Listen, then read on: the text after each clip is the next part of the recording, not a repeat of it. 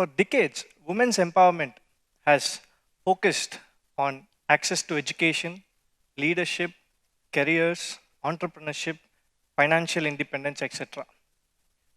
Yes, this has transformed society, but we have spent far less time speaking about how these women who uh, focus on these things, how long do they continue to do these things? I strongly believe the next era of women empowerment should focus on biological resilience, longevity, and women's health. So, as an entrepreneur, as you all know, we are obsessed on systems. Our restaurants run on systems, our businesses run on systems. My personal feeling is if the foundation is weak, everything above it collapses. The most important system we will ever own is the human body. I want to pause and give you a story.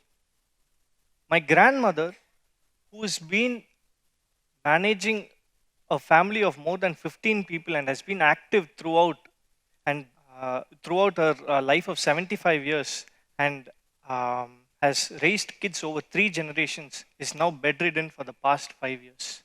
So the question this triggered some things in me.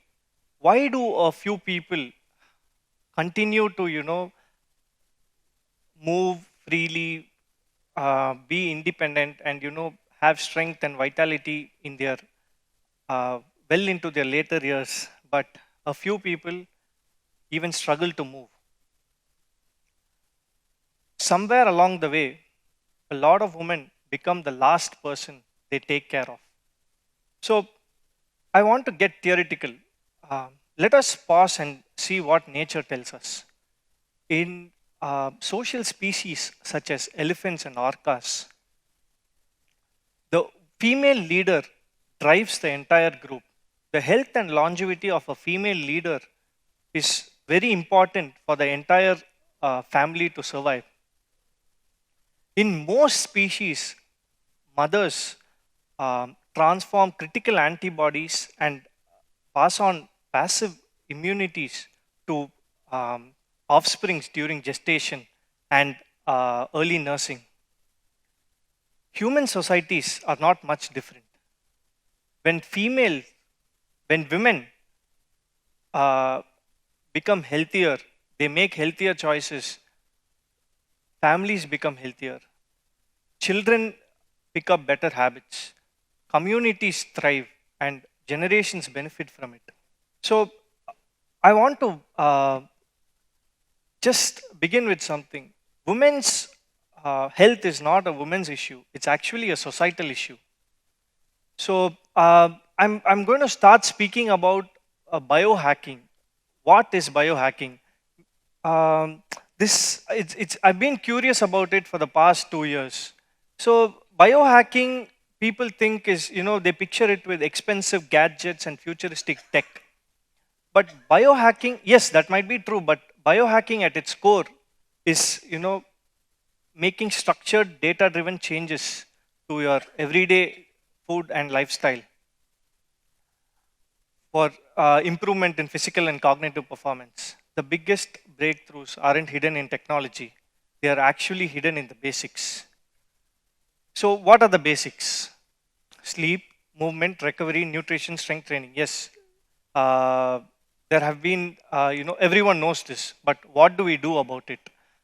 Sleep is important, everyone knows. Do we sleep? No. So, I've had personal incidents which, has affected people in my family due to sleep deprivation. I want to focus and speak about 3 things here today. One is nutrition, second is strength training, and third is sleep. Okay. I know it's not very glamorous to speak about protein on a TEDx stage, but stay with me. I will take you through this. So, protein has for decades been marketed as something for athletes and bodybuilders. We have not, although protein is a very important building block for healthy aging, we have not really taken protein seriously in our households. protein is definitely not a bodybuilding conversation. It's a longevity conversation. So let us speak about strength training, recovery, and protein together. Okay. I'm not going to complicate it. I'll keep it very simple. Strength training is you going to the gym. What it does, it tears your muscle fibers. If it tears your muscle fibers, it's not going to give you, the muscle you need. So when it tears muscle fibers, your body uh, takes it as positive stress and triggers immune response. So when you have adequate rest and protein along with this, they fuse back together. The toned muscle fibers fuse back together, thicker, denser, and stronger. So you may ask me, why do I need muscles? So as you age, you lose muscle mass 1 to 3% every year. So small activities, daily activities such as walking become a problem, and your joints start wearing out if you lose muscle mass. So this is why I suggest, everyone, muscle is not just for, bodybuilders or athletes. Muscle, see, today my grandmom being bedridden, if she had taken her protein more seriously, but I can't blame her. She always thought what she had was the best. But now today she's unable to even move by herself. So I don't want to take an example of just her. I've seen so many people in my friends' families, in my own family, people struggling to move well into their later years. So the the topic is built to last. So built to last is often associated with brands, businesses, and careers. But the most important thing that we will ever build is our own self, our own human body. The strongest foundation a woman can build is herself. So the next era of empowerment may not, focus on what can women achieve. Yes, they can achieve things, but how long can they keep achieving it for? Not just the next milestone or the next promotion. For the next 40 to 50 years, what kind of life do you want to be strong enough to live? Would you have the vitality to do what you're doing for the next 40 to 50 years? The world is celebrating successful women. I would want that world to celebrate women who focus deeply on health. The next era of empowerment uh, may not come out of a boardroom. It may come with something much simpler. A woman deciding that her health deserves the same investment as her ambitions. If we make that shift, I believe we would have designed the world for the decades ahead. Thank you.